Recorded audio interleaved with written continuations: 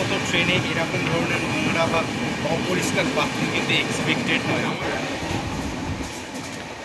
তো আমি এখন রয়েছি শতাব্দীর বাথরুমে, আর এই হচ্ছে বেসিন আর ওপরে কল। মানে এই ট্রেনে একটা প্রবলেম দেখতে পাচ্ছি, খুবই পরিচ্ছন্নতার একটা অভাব রয়েছে। অন্তত আমি জানি না কোন কোচে কী রকম হচ্ছে, বাট খাবারের মেনুতে রয়েছে চিকেন, ডাল এবং একটা ভাত। গরমটা খুব জাঁকিয়ে পড়েছে। দিনে দিনে কলকাতায় তাপপ্রবাহের সতর্কতা। এমতো অবস্থায় এই গরম থেকে বাঁচতে বেরিয়ে পড়লাম একটা অফবিট প্লেসে। পাহাড় পর্বত মেঘে ঘেরা ভারতের মেঘালয়। মেঘালয় যেখানে পাহাড় ছুঁয়ে যায় আকাশকে, আর মেঘেরা বিচরণ করে গোটা আকাশ জুড়ে। যেখানে পাহাড়ের বুক চিরে নেমে আসে ঝর্ণা, আর যেখানে বর্ষায় ফেরে নতুন প্রাণ। তাই বেরিয়ে পড়লাম আমার চেনা জায়গা হাওড়া থেকে। সঙ্গে আছে 12024 হাওড়া নিউ জলপাইগুড়ি শতাব্দী এক্সপ্রেস। সুপ্রভাত সকল দর্শককে, চলে এলাম আবার নতুন দিনের নতুন ব্লগে। তো আশা করি থাম্বনেল দেখে বুঝে গিয়েছেন আমি কোথায় যাচ্ছি। তো আজকে যাচ্ছি আমি হাওড়া টু এনজেপি। তো মেন আমার যাওয়ার গন্তব্য রয়েছে গুয়াহাটি, বাট ট্রেনের টিকিট না থাকায় আমি হাওড়া টু এনজেপি যাচ্ছি, দেন এনজেপি থেকে গুয়াহাটি। তো আজকে আমি সফর করছি 12041 হাওড়া টু এনজেপি শতাব্দী এক্সপ্রেসে। তো মোটামুটি জার্নি এখনও শুরু হয়নি, ট্রেন এখনও ছাড়িনি। তো আমার ট্রেন রয়েছে 2:25 আর এটা ঠিক এনজেপি পৌঁছাবে রাত্রি প্রায় 11টার কাছাকাছি। তো ভিডিওটি শেষ পর্যন্ত দেখতে থাকুন। যদি ভিডিওটি ভালো লাগে অবশ্যই ইউটিউব চ্যানেলটিকে সাবস্ক্রাইব করবেন এবং পাশে থাকা বেল আইকনটি অবশ্যই প্রেস করবেন। সঙ্গে ফেসবুক ও ইনস্টাগ্রামে ফলো করতে ভুলবেন না। তাহলে প্রথম থেকে শুরু করা যাক। তো আপাতত গরমের মধ্যে হাওড়া স্টেশনে ঢুকে গেছি। তো এখনও পর্যন্ত আমাদের ট্রেন এখনও পর্যন্ত লাইনে আসেনি। তো এখানে ওয়েট করব কতক্ষণে ট্রেনটা আমাদের লাইনে আসে। তো এই দূরে যা দেখা যাচ্ছে এনজেপি টু হাওড়া শতাব্দী এক্সপ্রেস। প্ল্যাটফর্ম নাম্বার 9 আবার, মানে এই সরি প্ল্যাটফর্ম নাম্বার 11-এ দিয়ে দিয়েছে এটা। আমাদের ট্রেনটা অলরেডি দিয়ে দিয়েছে হাওড়া টু এনজেপি 11 নম্বর প্ল্যাটফর্মে দিয়েছে। তো আপাতত ট্রেন এখনও প্ল্যাটফর্মে ঢোকেনি। তো ওয়েট করবো ট্রেন কখন প্ল্যাটফর্মে ঢোকে। মানে এই গরমে পুরোপুরি নাজেহাল অবস্থা। এই দূরে দেখা যাচ্ছে ট্রেনটা ঢুকছে।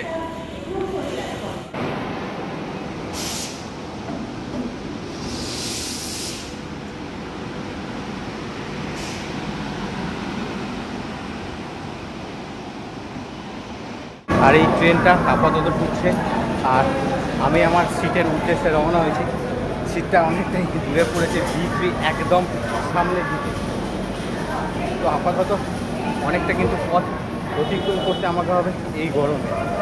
মানে একদম গরমের নাজেহাল অবস্থা। তার উপরেই টিনের সেটে তো একদম বেহাল একদম। এবার জাস্ট ট্রেনে উঠবো। যেন ট্রেনে উঠতে একটা শান্তির নিঃশ্বাস পেলাম। বাইরে এতটা গরম, আর ট্রেনের ভিতরটা কিন্তু পুরো এসি কোচ হওয়ার দরুন পুরোটা ভিতরে ঠান্ডা রয়েছে। ঘড়িতে বাজে পাক্কা 2:25, আর আমাদের ট্রেন অলরেডি হাওড়া থেকে বেরিয়ে পড়েছে।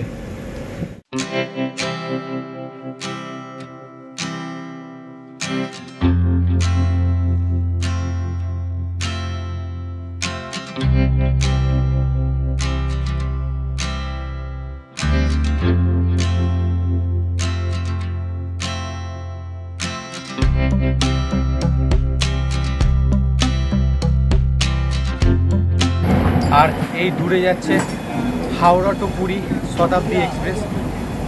চলে এলাম কোচের মধ্যে, আর শতাব্দীর সিট অ্যারেঞ্জমেন্টটা ঠিক এরকম টাইপের। আর সিটের ওপরে পেয়ে যাচ্ছেন এরকম বড় একটা লাগেজ র্যাক, তার সঙ্গে 3টে রিডিং লাইট, আর ওই দূরে রয়েছে একটা মোবাইল চার্জিংয়ের প্লাগ পয়েন্ট। আর ওপরের কিন্তু লাগেজ র্যাকটা আমার অতটা বড় বলে মনে হলো না, কারণ বেশিরভাগ ব্যাগই বেরিয়ে রয়েছে।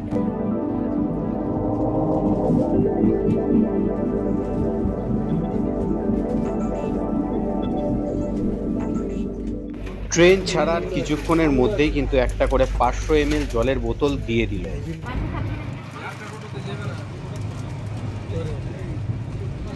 ঘড়িতে বাজে প্রায় 3:30-এর কাছাকাছি, আর মোটামুটি বর্ধমান আমাদের প্রথম স্টপেজ ছিল। তো বর্ধমানে এখন ট্রেন দাঁড়িয়ে আছে।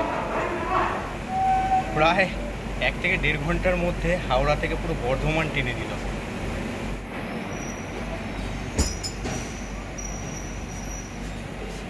আর এরপর সেকেন্ড স্টপেজ পড়বে হচ্ছে বোলপুর শান্তিনিকেতন, যেটা প্রায় 4:20 নাগাদ এই ট্রেনটা থামবে।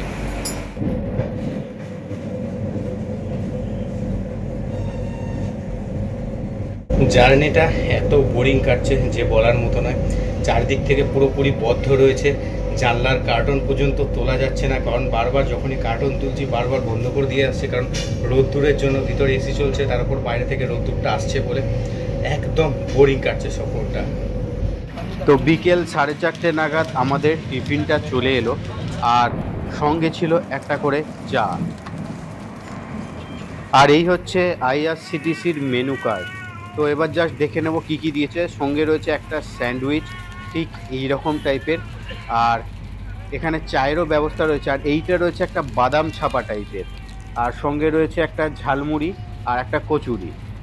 এবার জাস্ট চাটাকে রেডি করবো। এরকম একটা চায়ের প্যাকেটের মধ্যে চা ছিল, সঙ্গে রয়েছে একটা চিনি, আর একটা ইনস্ট্যান্ট যে মিল্ক পাউডার হয় সেই মিল্ক পাউডারও রয়েছে, আর একটা কেচাপ রয়েছে, আর ভিতরে রয়েছে এই রকম একটা ইনস্ট্যান্ট যে চায়ের প্যাকেট হয় সেই চা। তো জাস্ট এবার চায়ের প্যাকেটটা জলে ডুবিয়ে দিলাম। গরম জলটা কিন্তু গ্লাসেই দিয়েছিল ওরা। তো বিকেল ঠিক 5টা নাগাদ আমাদের একটা টিফিন দিয়েছিল, যেখানে ছিল চা, আর সঙ্গে ছিল একটা খাস্তা কচুরি টাইপের জিনিস ছিল, সঙ্গে একটা স্যান্ডউইচ ছিল, সস ছিল, এবং একটা মশলা মুড়ি টাইপের ছিল। তো টেস্ট অ্যাভারেজ লেগেছে। আমি যখন ওখানে খাচ্ছি এবং ক্যামেরা করছি, তো প্রচুর লোক জাস্ট আমার থেকে ড্যাপ করে তাকিয়েছে, তো জাস্ট ওখানে রিভিউ দিতে পারছি। আমারও ঠিক তো ওখানে রিভিউ দেবো বলে ওই জায়গাটা ঠিক আমার ওখানে ভালো লাগেনি, তো এই জাস্ট দরজার ধারে সেই রিভিউটা আমি দিচ্ছি। তো খাবার কোয়ালিটি হেভি ভালো ছিল বলবো না, আবার খুব খারাপ ছিল বলবো না, মোটামুটি কোয়ালিটি।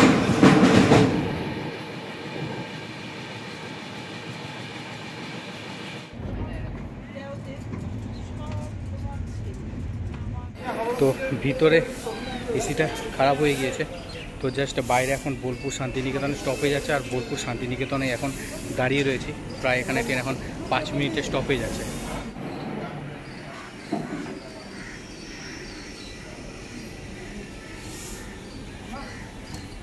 তো ট্রেন সবে বোলপুর শান্তিনিকেতন থেকে ছাড়লো। তো ভিতরে মানে এই প্রথম দেখছি যে শতাব্দীর এসি খারাপ হয়ে গেছে, মানে আমাদের B3 কম্পার্টমেন্টে এসি খারাপ হয়ে গেছে। তো জাস্ট কমপ্লেন করলাম, কমপ্লেন করা সত্ত্বেও এখন পর্যন্ত কোনো সুরা হয়নি। গত 15 মিনিট হতে চললো, তো দেখা যাক কতক্ষণে সুরা হয়। তো প্রচুর মানে যাত্রী যারা রয়েছে তারা কিন্তু এখনও প্রায় বাইরে দাঁড়িয়ে রয়েছে, সব আনএক্সপেক্টেড। আর এখানে মোটামুটি 2 ধরনেরই টয়লেট রয়েছে, যেমন ইন্ডিয়ান রয়েছে, ওয়েস্টার্ন রয়েছে। তো জাস্ট ফার্স্ট আমি ইন্ডিয়ান টয়লেটে আপনার কেমন লাগে।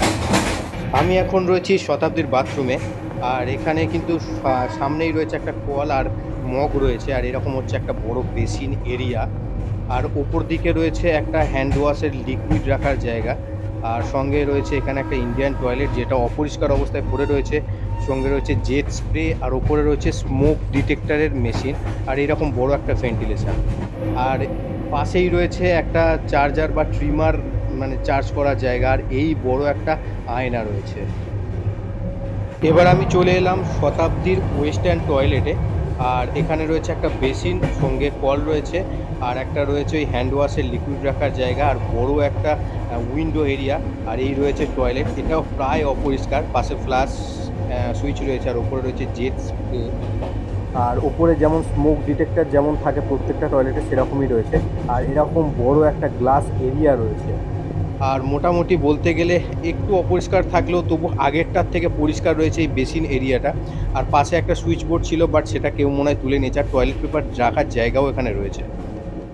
সত্যি কথা বলতে কি কোনো বাথরুমই পছন্দ হলো না, মানে শতাব্দীর মতো ট্রেনে এরকম ধরনের নোংরা বা অপরিষ্কার বাথরুম কিন্তু এক্সপেক্টেড নয়। আমার তো মানে বাথরুম যদি বলে থাকেন আমি একদম 10-এর মধ্যে হার্ডলি 3 কি 4 দেব, এর বেশি আমি দিতে পারবো না।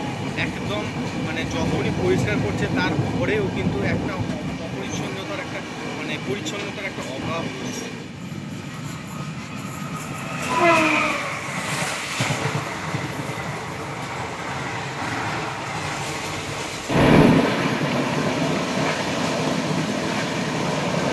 আর ফারাক্কা বাকি মোটামুটি আর 100 কিলোমিটারের মতো।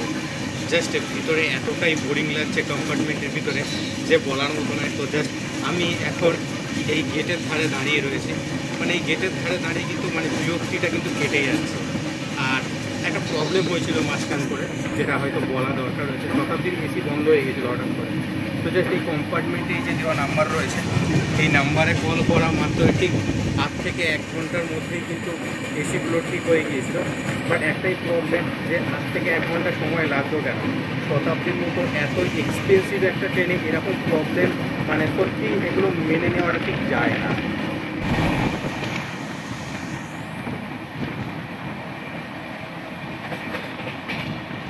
বহুক্ষণ বাইরে কাটানোর পরে একটু রেস্ট নেওয়ার পালা। আর ওদিকে কিন্তু শতাব্দী তার নিজস্ব গতিতেই এগোতে থাকলো।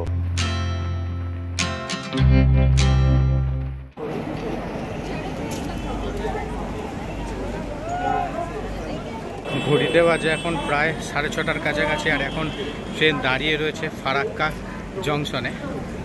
তো আপাতত এখন ফারাক্কা জংশনে রয়েছে, প্রায় এখানে 3 মিনিটের হল্ট রয়েছে। দেন এখান থেকে এবার সোজা চলে যাবে হচ্ছে মালদার উদ্দেশ্যে। তো ট্রেনটা ঢোকার কথা ছিল প্রায় 6:45 বা 55 নাগাদ। ট্রেনটা প্রায় 20 মিনিট আগে এখানে ঢুকিয়ে দিয়েছে। আর এখানে প্রায় হোল্ডিং টাইম, যেটা 2 থেকে 3 মিনিট হওয়ার কথা ছিল, সেটা এখন প্রায় 23 মিনিটের কাছে এখন হোল্ড টাইম রয়েছে এখানে, এই স্টেশনে, ফারাক্কা স্টেশনে। তো ফারাক্কায় প্রায় অনেকটাই হোল্ডিং টাইম রয়েছে। আর একটু ফারাক্কা স্টেশনটা চারদিকে ঘুরে দেখছি।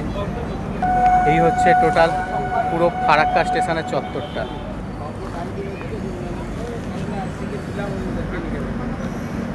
মাত্র ফারাক্কা থেকে ট্রেনটা ছাড়লো, আর এখন ট্রেনটা সোজা দাঁড়াবে হচ্ছে মালদা টাউনে প্রায় 7টা থেকে 7:30টার মধ্যে। ঘড়িতে বাজে এখন প্রায় 7:30টার মতো। আর আমরা এখন ফারাক্কা ব্রিজের ঠিক পাশ থেকে যাচ্ছি। তো জাস্ট একবার দেখাবো জিনিসটা।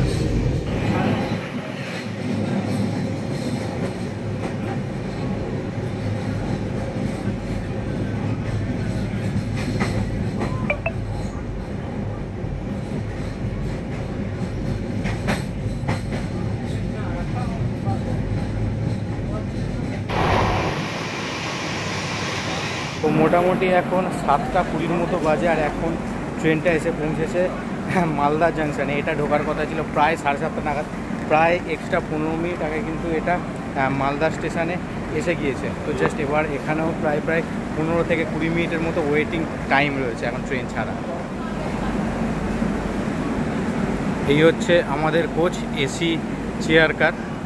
আর দেখুন কত আগে ট্রেনটা ঢুকে গিয়েছে, এবং মানুষজনের জাস্ট ভিড়টা একবার লক্ষ্য করুন। মালদার পর এখনও প্রায় 2টো স্টপেজ রয়েছে, একটা হচ্ছে বারসুরি আর একটা রয়েছে হচ্ছে কিষানগঞ্জ বলে জায়গা। তো সেই দুটো প্রায় মানে একটু রাত্রি নাগাদই পড়বে। তো সেই দুটোতে আমি আর নামবো না সেই স্টেশনগুলোতে।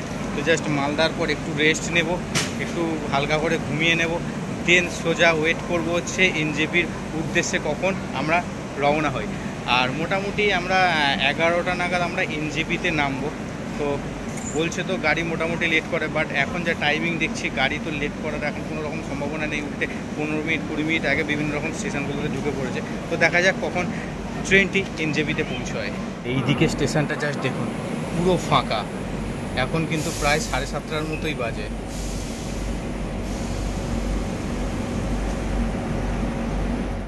ঘড়িতে বাজে প্রায় 8টার কাছাকাছি, আর আমাদের রাতের খাবার কিন্তু চলে এসেছে। আর রাতের খাবারে ছিল চিকেন, ডাল, ভাত, সঙ্গে ছিল হচ্ছে 2 পিস রুটি, আর সঙ্গে একটা তরকারি, আর এদিকে রয়েছে দই, যেটা মাদার ডেয়ারি কোম্পানি। এবার জাস্ট খাবারগুলোকে এবার ইন ডিটেলস আমি দেখাই। তো এদিকে রয়েছে প্রায় 2 পিস স্মল সাইজেরই চিকেন, বেশি বড়ও নয় মিডিয়ামও নয়। আর ডাল রয়েছে, আর ভাত রয়েছে, যেটা সাফিসিয়েন্ট একদমই নয় একজনের ক্ষেত্রে। আর রয়েছে 2টো রুটি। আর খাবার শেষে কিন্তু একটা করে আইসক্রিম দিয়ে গেল। আর এই হচ্ছে সেই আইসক্রিম ক্রিম বেল কোম্পানির, যেটা আইআরসিটিসির সাথে পার্টনারশিপে রয়েছে। রাতের খাওয়া দাওয়াটা মোটামুটি জমে গেল, আর পুরো যে কম্পার্টমেন্ট আছে সবাই কিন্তু এখন প্রায় ঘুমাচ্ছে। তো জাস্ট আস্তে আস্তে কথাটাই বলছি। তো রাতের খাওয়া দাওয়া কমপ্লিট হলো, ঠিক রাত 10:50 নাগাদ আমরা এনজেপি নামবো। আর এদিকে কিন্তু মোটামুটি অনেকটাই ঠান্ডা রয়েছে। অলরেডি সবাই প্রায় জ্যাকেট বা সোয়েটার বের করে অলরেডি গায়ে পরে নিয়েছে।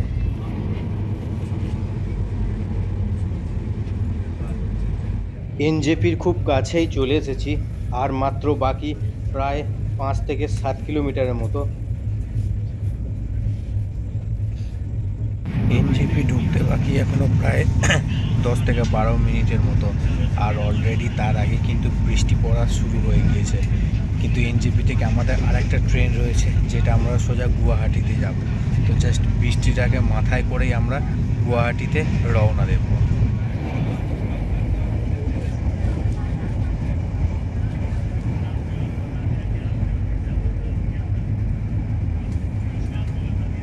ঝমঝমিয়ে বৃষ্টি পড়ছে, আর এই বৃষ্টিকে মাথায় করে আমরা এনজেপি স্টেশনে নামবো। তো জাস্ট বাইরে ভিড়টা দেখুন। আজকে কিন্তু বেশিরভাগ ট্রেনই কিন্তু লেটে চলছে।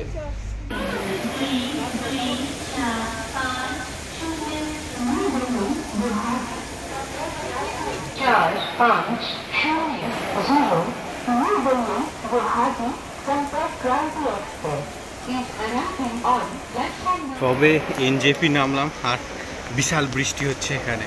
তো জাস্ট আমার এই এনজেপি শতাব্দী এক্সপ্রেসের সফরটা শেষ হলো। ভিডিওটা কেমন লাগলো অবশ্যই জানাবেন, আর যদি ভিডিওটি ভালো লাগে অবশ্যই ইউটিউব চ্যানেলটিকে সাবস্ক্রাইব করবেন এবং সঙ্গে ফেসবুক ও ইনস্টাগ্রামে ফলো করতে ভুলবেন না। তো আজকের মতো টাটা।